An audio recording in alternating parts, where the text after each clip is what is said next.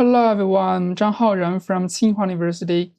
The title of the paper I present is Urban Green Space Management in Ancient Chinese Capitals, Case Studies of Chang'an, Ling, and Beijing. As we can say, over the past 40 years, China has seen a rapid urban growth, producing many densely population cities.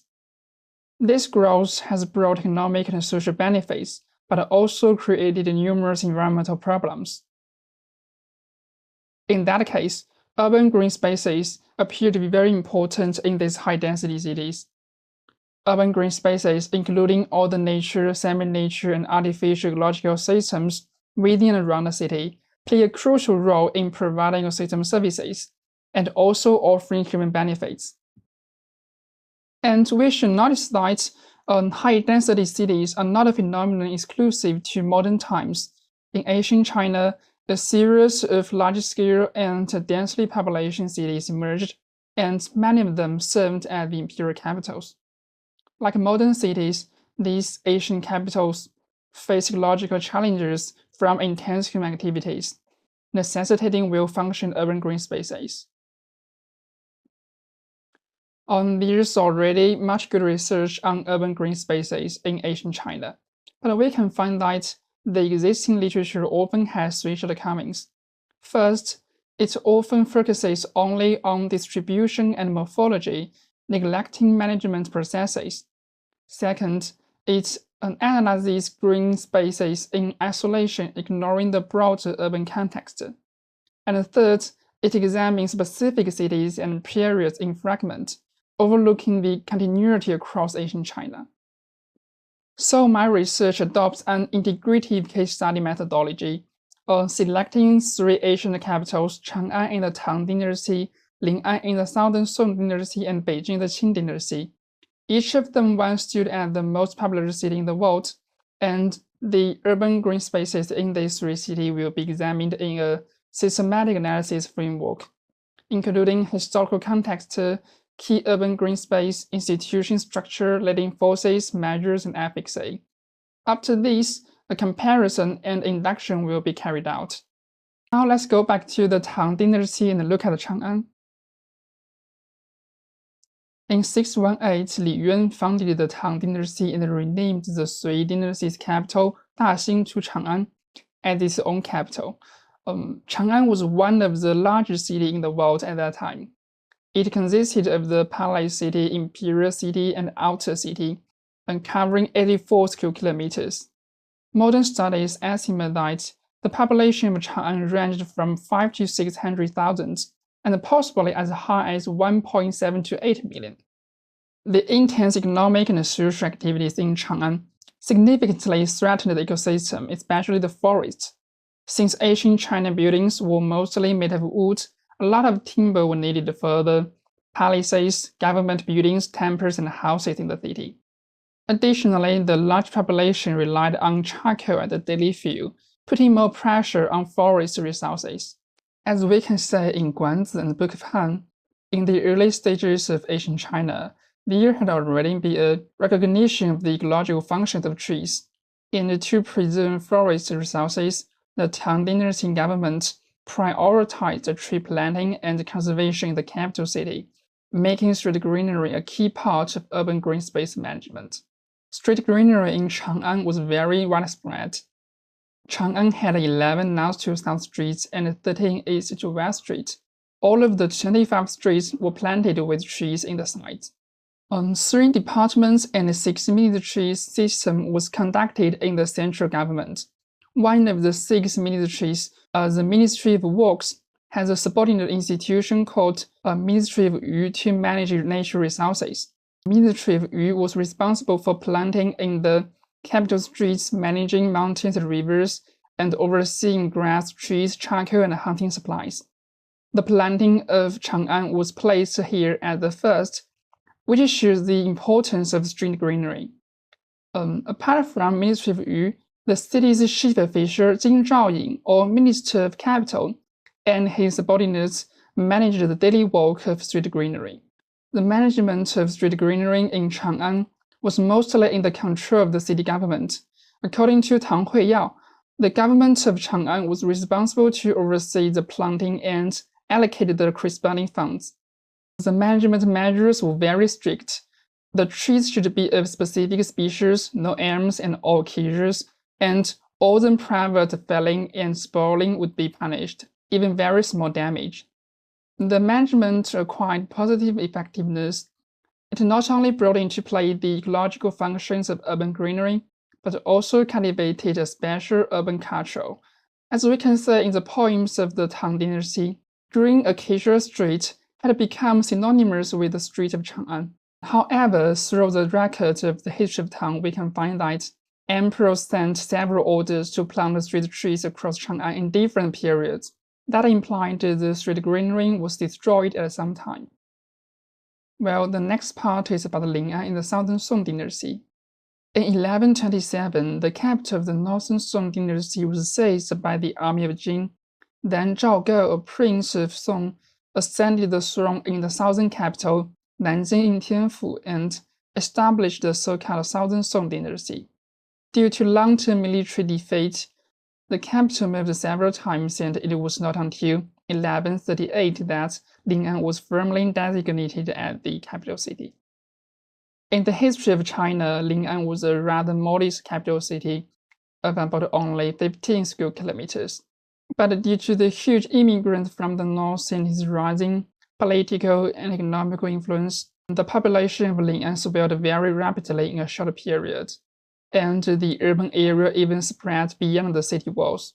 According to estimates, when the population was largest, there were 320,000 people living in the walls, and the density of cities reached astonishing 21,000 people per square kilometer.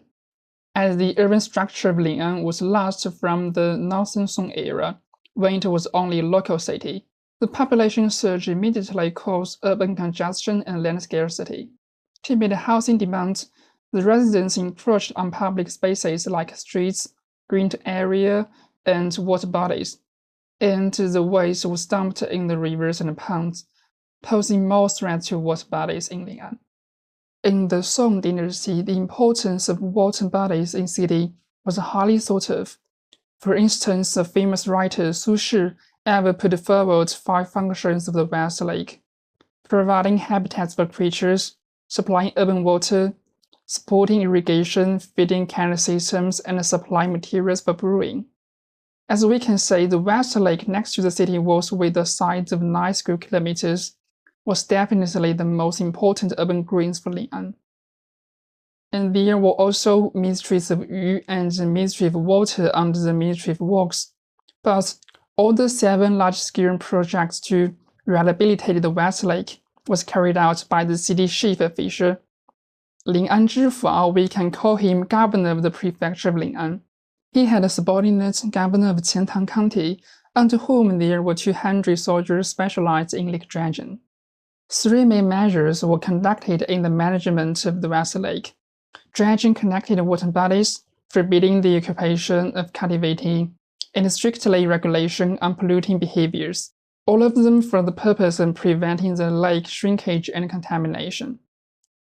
While the official power played a leading role in the management of West Lake, the forces of common people was also emphasized, and the government and the common people was retrieved, and an active relationship was retrieved between the government and the common people. We can also see the good efficacy of the West Lake management. It created a favorable environment, served for public recreation, and as important, flourished the West Lake culture, making it one of the most famous tourism destinations across China even to now. However, the long-term mechanism for management has not firmly yet, so there were also interruptions in the preservation of the West Lake in the Southern Song Dynasty. At last, let's look at Beijing. The Qing Dynasty was the last dynasty of Chinese Empire. It was established by the Manchus in 1638. The former capital, Beijing, was inherited by the Qing Dynasty. Beijing, including 2 parts, the inner city and the outer city, was also very high density. But unlike Chang'an and Lin'an, the problems caused by density in Beijing was kind of different. The Qing dynasty introduced segregation between the Manchus and the Han Chinese. The Manchus officials was confined to the inner city, while the Han Chinese was forced to move to the outer city. The inner city was filled with the leisure class and produced substantial demands for recreation, which is also the main function of urban green spaces. Although there were plenty of green spaces in the inner city of Beijing, most of them was enclosed by walls and the royal areas. So the Shichahai Lake, located to the northwest of the imperial city, and the only large water area accessible to the residents of the inner city, naturally becoming a key space for public recreation. The system of Yu can also be said in the government, but since the Shichahai Lake was listed at the royal garden, it was in the control of Fengcheng Yuan under administrative court. All individuals were not allowed to use the waters without permission, and even not allowed to build front gates of the houses within the lake. The management of Shichahai Lake by Fengcheng Yuan served only for the royal, and public recreational activities around the lake was regarded as negative. The rigorous management of Shichahai Lake in Beijing during the Qing dynasty had both positive and negative effectiveness. It avoided the lake from encroachment by residents and indeed preserved the ecological balance, but hardly took public interests into consideration. And around the time when Qing dynasty collapsed, the Shichahai Lake was seriously damaged by the public due to the sudden weakness of the official power. In conclusion, we can find a continuity of urban green space management through these three Asian capital cities. We have similarities in three aspects. In terms of historical context, pressures on environment and social development caused by high density made urban green space management necessary. In terms of institutional structure, Administrative Yu served as a specialized agency for green space management, while city governors or the royal courts oversaw it actually. And in terms of measures, strict regulations were conducted with individual encroachments and polluting behaviors facing severe punishment. And we can also find the distinctions through comparison. For instance, different demographic spatial structures of cities produced different problems and demands for urban green space management. Additionally, different attributes of the agencies and different degrees of public participation would also receive different efficacy. It's also instructive for contemporary practices of urban green space management. First, we should take the holistic structure of the city into consideration before discussing the management of even a small and single green space. And we should also embrace multiple participants and force urban control. That is a key point to guarantee the long-term efficacy of management. Okay, that's my presentation, and thanks for listening. I'd appreciate it if you can give me some suggestions or comments. Thank you very much. Bye-bye.